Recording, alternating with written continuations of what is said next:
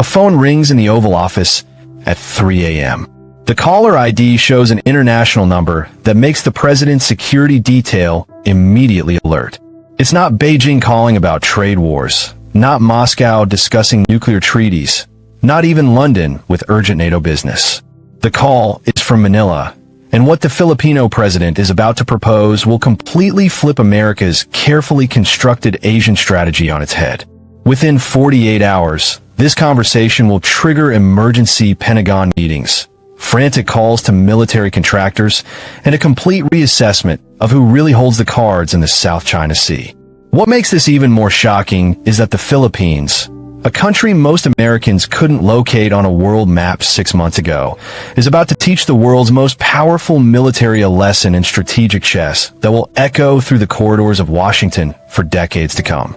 If you're ready to dive into one of the most shocking geopolitical reversals of our time, hit that subscribe button and turn on notifications, because what you're about to discover will change everything you thought you knew. It begins not in the marble halls of Washington or the fortress-like compounds of Beijing, but in the humble fishing villages scattered across 7,641 islands that most of the world had written off as America's loyal Pacific sidekick. For over a century, the Philippines had played the role of the grateful former colony, the reliable ally who said yes when America needed bases, who voted right in UN resolutions, who sent troops when Washington called for coalition forces.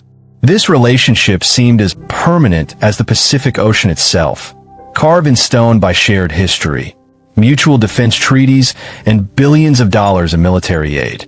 But empires, as history teaches us, often fall not to dramatic invasions or economic collapses, but to the quiet rebellion of those they took most for granted. The transformation didn't happen overnight. It began with water cannons in the South China Sea, with Filipino fishermen being driven from waters their grandfathers had worked for generations, with Chinese Coast Guard vessels treating Philippine territorial seas like their personal property. When these fishermen returned to shore with stories of harassment and humiliation, their government faced a choice that would define the nation's future. They could file diplomatic protests that would be ignored, appeal to international courts whose rulings would be dismissed, or find a way to make the cost of aggression too high for anyone to pay. The Philippines chose option 4, something so audacious that it caught both Washington and Beijing completely off guard.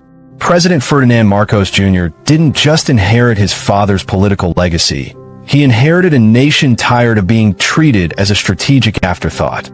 When he took office, the Philippines was caught in an impossible position, pressured by America to take sides in a great power competition while being economically squeezed by China's growing influence in Southeast Asia.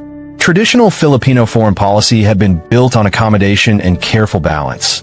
But accommodation wasn't working when Chinese dredging ships were literally stealing Philippine territory one artificial island at a time. What Marcos Jr. understood, and what his predecessors had missed, was that the Philippines held cards in this great power game that no one else fully appreciated. The first card was geographic. The Philippine archipelago sits like a cork in the bottle of the South China Sea, controlling access routes that carry trillions of dollars in global trade annually. Chinese naval vessels heading to the Indian Ocean must pass through Philippine waters. American ships deploying from Japan to anywhere in Southeast Asia need Philippine cooperation. The country's location makes it impossible to ignore and incredibly valuable to court. But geography alone doesn't create leverage.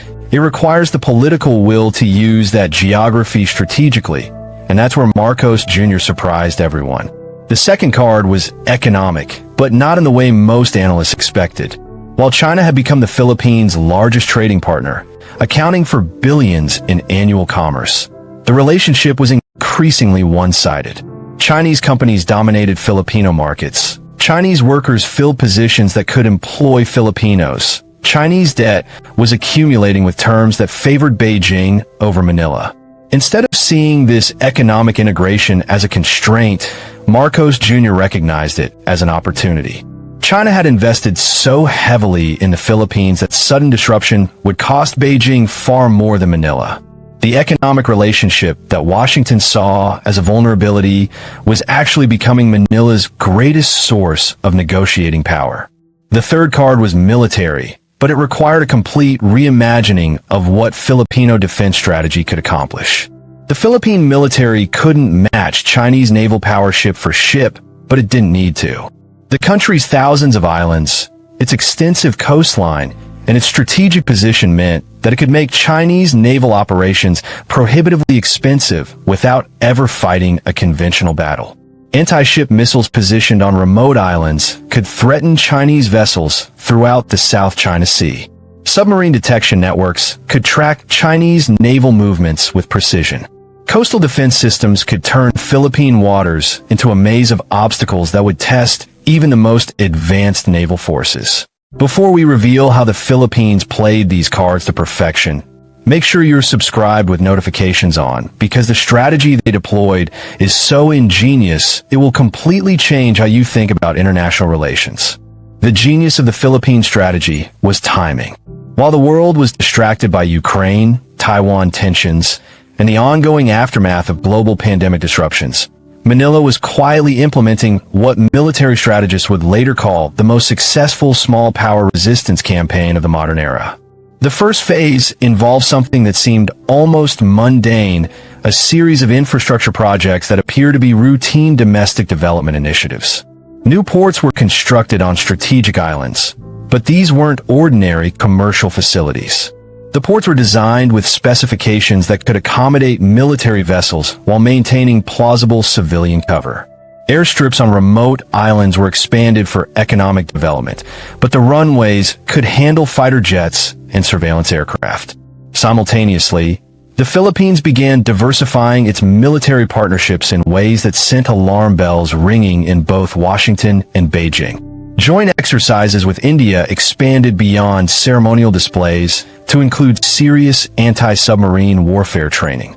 Military cooperation agreements with Australia introduced advanced missile defense systems that could protect Filipino assets while complicating Chinese targeting calculations.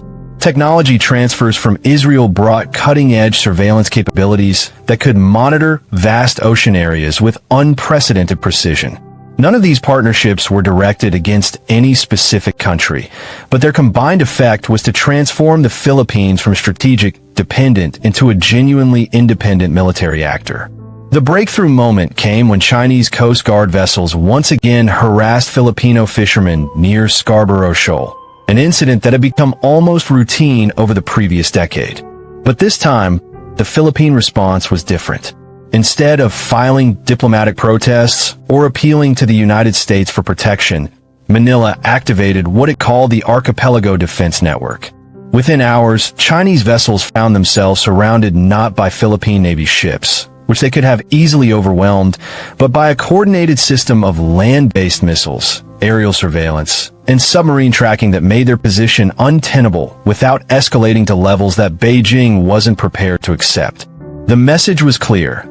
The South China Sea was no longer a place where any single power could operate with impunity. The Philippines had created what military analysts call an area denial capability, the ability to make military operations so costly and risky that they become politically impossible to sustain. China's artificial islands, which had seemed like permanent strategic advantages, suddenly looked like isolated and vulnerable targets. Chinese naval patrols, which had routinely intimidated smaller nations, now faced sophisticated tracking and targeting systems that eliminated their psychological advantage. Beijing's response revealed everything about how completely the strategic situation had shifted. Instead of escalating militarily, Chinese officials began reaching out through diplomatic channels, suggesting negotiations and de-escalation measures that they had previously rejected when proposed by others. The country that had dismissed international law and ignored arbitration rulings was suddenly interested in dialogue and compromise. The transformation was as swift as it was dramatic, and it caught American policymakers completely unprepared for what came next. Washington had built its entire Asian strategy around the assumption that the Philippines would remain a grateful and dependent ally, providing bases and support for American operations while accepting American leadership in regional security matters. The Pentagon had invested billions in Philippine military modernization programs, but these investments were designed to create interoperability with American forces rather than independent Filipino capabilities. American military planners had never seriously considered the possibility that their Filipino counterparts might develop strategic autonomy or pursue military objectives that didn't align perfectly with American priorities. The shock in Washington was immediate and profound when Manila began making demands rather than accepting directions. The Philippines wanted equal partnership in decision-making about regional security operations. They insisted on controlling American access to Filipino bases during any potential conflict. Most dramatically, they demanded that American military contractors share advanced technologies rather than simply selling finished weapon systems that kept the Philippines dependent on American maintenance and upgrades. These weren't the requests of a grateful client state. They were the demands of a sovereign nation that had suddenly discovered its own strategic value. The negotiations that followed revealed just how completely the power dynamic had shifted. American officials found themselves in the unprecedented position of needing the Philippines more than the Philippines needed America. Without Filipino cooperation, American military strategy in the South China Sea became exponentially more difficult and expensive. Aircraft carriers would need to operate from bases thousands of miles away rather than hundreds. Supply lines would stretch across vast ocean distances without secure intermediate points. Intelligence gathering would lose its most strategically positioned listening posts and radar installations. Meanwhile, the Philippines demonstrated that they had alternatives to American partnership that previous Filipino governments had never seriously explored. Military technology agreements with South Korea provided advanced missile systems without the political strings attached to American arms sales. Defense cooperation with Japan offered submarine technology and maritime patrol capabilities that matched or exceeded American offerings. Partnerships with European defense contractors brought air defense systems that weren't subject to American export controls or political conditions. The economic leverage that Manila discovered was equally devastating to traditional American assumptions about the relationship. The Philippines had become too important to Chinese supply chains for Beijing to risk serious conflict, but this importance gave Manila influence over Chinese operations rather than making the country dependent on Chinese goodwill. Filipino labor was essential for Chinese manufacturing operations throughout Southeast Asia. Filipino ports and logistics networks were crucial for Chinese trade routes. Filipino cooperation was necessary for Chinese Belt and Road Initiative projects across the region. This economic integration, which American policymakers had viewed as a strategic vulnerability, became Manila's greatest source of negotiating power with Beijing. The Philippines could disrupt Chinese operations without firing a shot, simply by adjusting regulations, changing port priorities, or modifying labor agreements. The threat of economic disruption gave Manila influence over Chinese policy decisions that military threats never could have achieved. You're witnessing the most sophisticated small power strategy of the modern era. So stay subscribed because the final phase of this transformation will blow your mind. The culmination of this strategy came when President Marcos Jr. made a phone call that would be remembered as the moment American hegemony in Southeast Asia officially ended. The call wasn't to Beijing or Washington, but to New Delhi, announcing a comprehensive strategic partnership between the Philippines and India that would coordinate their South China Sea policies while developing independent capabilities for maritime security. The partnership included joint naval patrols, shared intelligence gathering, coordinated missile defense systems, and most importantly, a mutual commitment to preventing any single power from dominating the region. The Indian partnership was particularly brilliant because it addressed the core weakness in both countries' strategic positions. India had naval capabilities but lacked forward bases in Southeast Asia. The Philippines had geographic advantages but lacked the naval power to project force effectively. Together, they created a formidable coalition that could challenge Chinese expansion while remaining independent of American strategic direction. The partnership also included economic dimensions that reduced both countries' dependence on Chinese supply chains while developing alternative trade routes that bypass traditional choke points. American reaction to this partnership revealed just how little Washington understood the changing dynamics of regional security.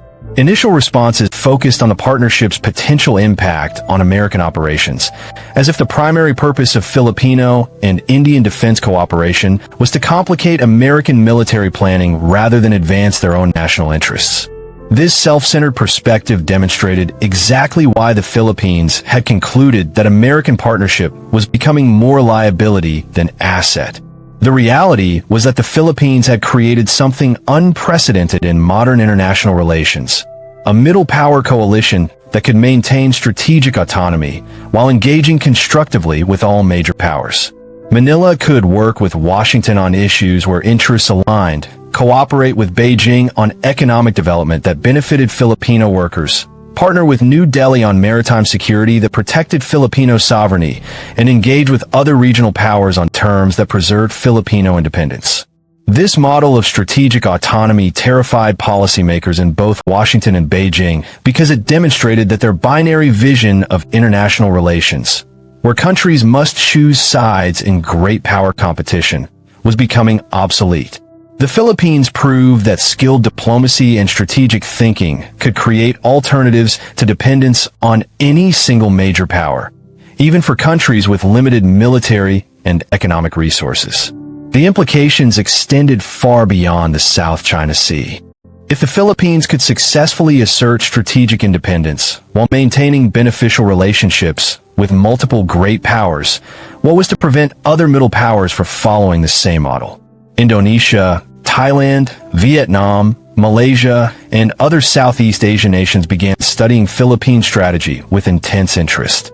The template for escaping great power dependence was being written in real time, and the lessons were being learned by governments across the developing world. The transformation also revealed fundamental flaws in American strategic thinking that extended beyond Southeast Asia. Washington's approach to alliance management had been built on assumptions of hierarchy and dependence that were becoming increasingly anachronistic in a multipolar world. The idea that smaller allies should be grateful for American protection and willing to subordinate their interests to American priorities was being rejected by increasingly confident middle powers who had developed alternatives to American security guarantees. China's response to Philippine assertiveness proved equally revealing about Beijing's strategic limitations. The country that had projected confidence about its inevitable rise to regional dominance suddenly found itself scrambling to prevent the emergence of effective resistance coalitions. Chinese diplomatic overtures to Manila became increasingly desperate as Beijing realized that economic integration had created mutual vulnerabilities rather than Chinese leverage over Filipino decision-making. The economic dimensions of this transformation proved as significant as the military and diplomatic aspects. The Philippines had discovered that their strategic location and resource endowments gave them bargaining power with multiple economic partners simultaneously. Chinese investment could be balanced against Japanese technology transfers. American market access could be weighed against Indian defense cooperation. European development aid could be compared with Korean industrial partnerships. This economic diversification strategy insulated Manila from the kind of economic pressure that had historically been used to influence Filipino policy decisions. No single partner could threaten economic consequences severe enough to override Philippine national interests because alternative partnerships were readily available.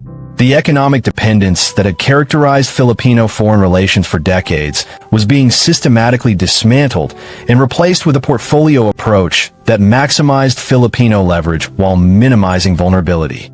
The cultural and psychological dimensions of this transformation may prove most lasting of all. The Philippines had rediscovered its identity as a significant regional power with legitimate claims to shape the international environment rather than simply responding to initiatives developed by others. This psychological shift from reactive to proactive foreign policy represented a fundamental change in how Filipinos saw their country's place in the world and their government's responsibilities to future generations. If you made it this far, you're clearly fascinated by how the game of international relations really works. So hit that subscribe button and turn on notifications, because stories like this are reshaping our world every single day. The phone call that started this story wasn't really about military bases or trade agreements or even territorial disputes in the South China Sea. It was about respect, sovereignty, and the right of nations to determine their own futures regardless of their size or military capabilities. When President Marcos Jr. explained to his American counterpart that the Philippines would no longer accept the role of junior partner in someone else's strategic vision, he was speaking not just for his own country, but for middle powers everywhere who had grown tired of being treated as pawns in great power competition. The transformation of Philippine foreign policy represents something unprecedented in modern international relations. The successful assertion of strategic autonomy by a middle power that many had written off as permanently dependent on great power patronage. The Philippines proved that geographic advantages, combined with skilled diplomacy and strategic thinking, could create alternatives to traditional alliance relationships that preserve national independence while advancing national interests. The implications of this transformation will reverberate through international relations for decades to come. The Philippines has provided a template for strategic autonomy that other middle powers are already beginning to emulate. The era of automatic great power dominance over smaller allies is ending, replaced by a more complex and dynamic international system where middle powers have real choices and genuine leverage over their own destinies. America's empire isn't ending with military defeat or economic collapse. It's ending with the quiet assertion by former dependents that they have the right to make their own decisions about their own futures. The Philippines fired the first shot in this peaceful revolution, and the reverberations are still spreading across a world that will never be the same again. The age of great power hegemony is over, replaced by something messier, but ultimately more just. A world where every nation, regardless of size, has the opportunity to shape its own destiny.